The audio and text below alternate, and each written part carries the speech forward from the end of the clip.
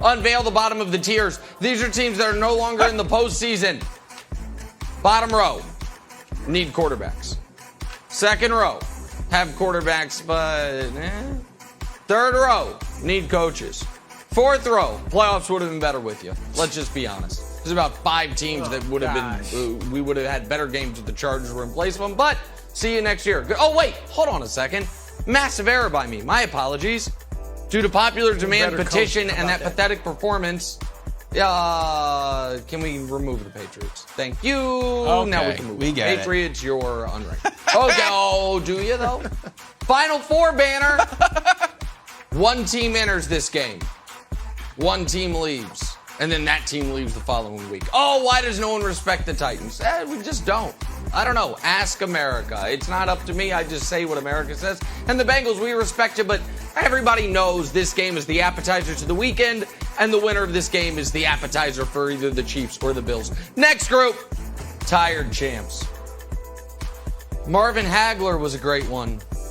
Larry Holmes, but at some point, take too many punches. At some point, the fresh, young fighter who maybe isn't as good as them beats him. You know why?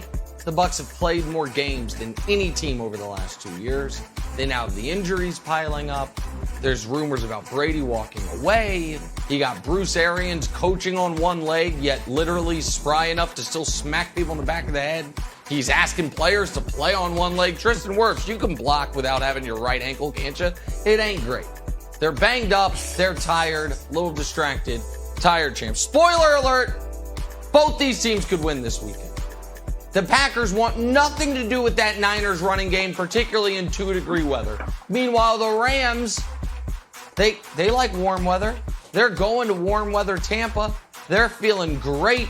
Little nerves about Stafford on the road in the playoffs, but nobody would be shocked by either of these teams winning this weekend. Top of the mountain, not top of the morning, top of the mountain. What does top of the mountain mean? Is Nick finally giving the Bills respect? They're at the top of the NFL mountain, looking down at all the plebeians, saying, "Oh, we crush you." Or does it mean Magic Mountain Island's about to come crashing down? Wait till Sunday evening to find out. Number 1 contender, we know who it is. It was the Packers last week. It's the Packers right now. They haven't played. Why would they change? And then at the top, it is the Kansas City Chiefs. But it is no longer Dynasty 2 of 3. It is no longer favorites. It's revenge tour. Because Titans, Bengals, Bills, what do they all have in common? They all have the audacity to beat the Chiefs this year. You're going to beat the Chiefs twice in one season? Literally no team ever has since Mahomes has been there. But good luck with that. Oh, but could the revenge tour continue into the Super Bowl? Well, the Bucs, it would be revenge for last year's Super Bowl. The Rams, it would be revenge for that epic Monday Night Football game, 54-51. The Niners, it would be revenge for them leading the Chiefs at halftime of the Super Bowl. And the Packers, it would be revenge for Aaron Rodgers being too cowardly to show up to Arrowhead. Instead, we got Jordan Love, and everyone put asterisks on that win. So there it is. Greg Jennings, what could be the final edition of the tiers? What say you, my friend? Well, what say I is if I were in front of you right now, Nick, I would bow down and say you finally have won me over. I agree with your tiers. Wait. Yeah, Chris, I'm wearing a teddy bear. I'm feeling lovable. Yeah. I'm the nice guy, but I like these tiers right here. Nick, I can't put the Packers ahead, unlike you all year. I can't say that the Packers are the favorites when I saw and witnessed what I saw last weekend with the Chiefs, with the Bills, all of the things they played. The Packers did not. They had time off. And then knowing that they have the 49ers coming into town, out of all teams that the Packers could have played, this was the one that I was, this is not the matchup they want. I've always known this. I've lived this, and hopefully the fortunes have turned, or they will turn. But I like the Packers as the number 1 contenders. The Bills, top of the mountain, absolutely. For all reasons that we all witnessed, 7 touchdowns worth, they should be at the top of the mountain. Spoiler alert, both of these teams are on track to doing something special. The 49ers, unfortunately, got a couple injuries. If they can overcome that, I really like this team. And then the tired champs. I think this is fitting. and I know, Broussard, you probably don't like this because this is your beloved Bucks. But all of what Nick has laid out is fact. It doesn't mean that they won't win, in my opinion. They can still win. They have Tom Brady. They will always and forever have a chance. But they are starting to unravel a bit. And then when you look at the Final Four banner, I, as much as I am high on the Bengals and even the Titans, these teams have a chance, but they're on the outside looking in. They have a lot of spunk. Yeah, they've done a lot of great things. I just don't know if they get it done all the way. But the Chiefs, I give it to you, Nick. I give it to you. Right, Greg, performance. I appreciate that. Thank you. And Greg mentioned one thing that I just want to reiterate because I didn't say it, and it's an important point. The Niners' hopes you must follow the Nicky Bosa medical updates. He's in concussion protocol. It's a short week with that back end that they have, which is their weakness of their team. I think Warner's going to play. He got hurt too. But they've got to have Nicky Bosa in this football game. So that's something to watch. And that line, by the way, has moved all the way up to Green Bay by 6. So some people are skeptical that Bosa's going to play. It started at 4.5. It's now 6. 6 seems a little rich for me, but we'll see on that. But that's something you absolutely have to watch. Go ahead, Broussard. Well, here's my thing, Greg. You just told us 40 minutes ago that Buffalo was going to beat up on Kansas City. That's a projection. So I would think you want Buffalo at the top or number one contender. I did. They have not done it yet, and so I cannot move them. Let's see.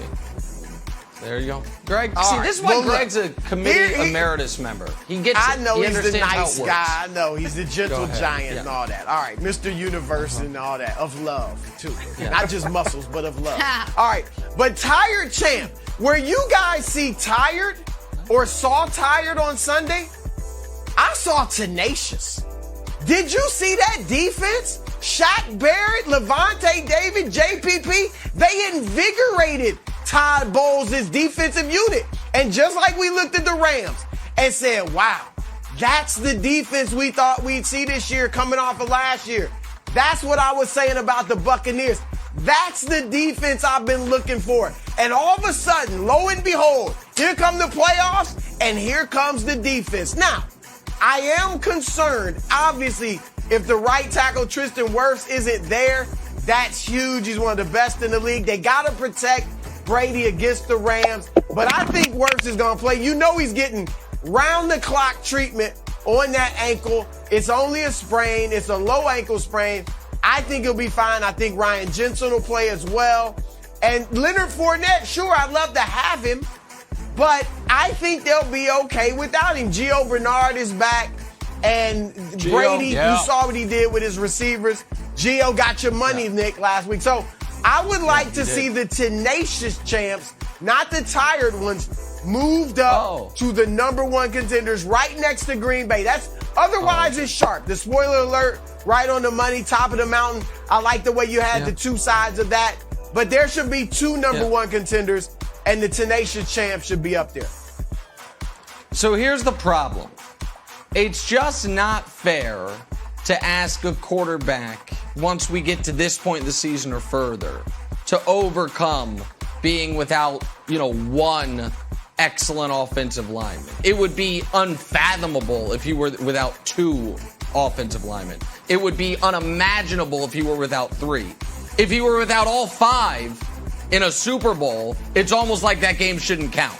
Like if you're without all 5 your offensive linemen and then you're the most pressured player in the history of the sport in that one game, it's almost like that game should be thrown out from the history books. So I won't hold it against Brady Wilds if he's not able to deal with that no Tristan Wirfs. It's too, we got to be fair on these shows. Greg, I don't know if your AirPod is working, but that take was so bad you might want to take it out. It's the AirPod. It's a thing that Apple made. Bad takes, it'll pop out on its own. All right, so here's the thing. This is what I like about a Super Bowl team. 1, defense wins championships. We all know it, but we are like moths to the flame when we start looking at Josh Allen's performance. We start looking at Patrick Mahomes' performance. We look at what Brady did. Meanwhile, Aaron Donald send tremors through the entire Cardinals organization. Oh, man, do we have to fire the coach? What should we do with Kyler? Nothing, guys. You just ran into one of the best defensive players in the history of the NFL. That's it. You don't have to move off of it. Here's the other thing I like about the Rams. Nick, I think there's a parallel between what the Bucs did last year and what the Rams did this year. We knew that the Bucs were good when they got Brady. Then all of a sudden, Gronk comes, and AB comes, and Leonard Fournette comes. It's like, wow, they keep on reloading, getting better and better. It's exactly what the Rams did. We thought that the Rams were a Super Bowl team in the beginning of the year. Then all of a sudden, let's get Von Miller. Let's get OBJ.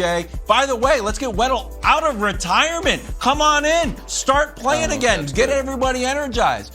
Why not just sign Marshawn Lynch? He's always fun in the Super Bowl. Just bring him out. He seems like he's always ready to go. So look, I think that the Rams, Cam Akers comes back. I think that the Rams are a dangerous team with a beat-up Bucs line. I know it's a living, breathing document. We don't want to look too far ahead. I think the Rams get over on the Bucs, and they become the most dangerous team left.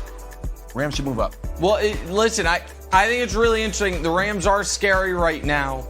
I think, though, Wild's saying they're the 2021 Rams or the 2020 Bucs. So you also think Stafford's going to throw 3 second-half interceptions in the NFC Championship game?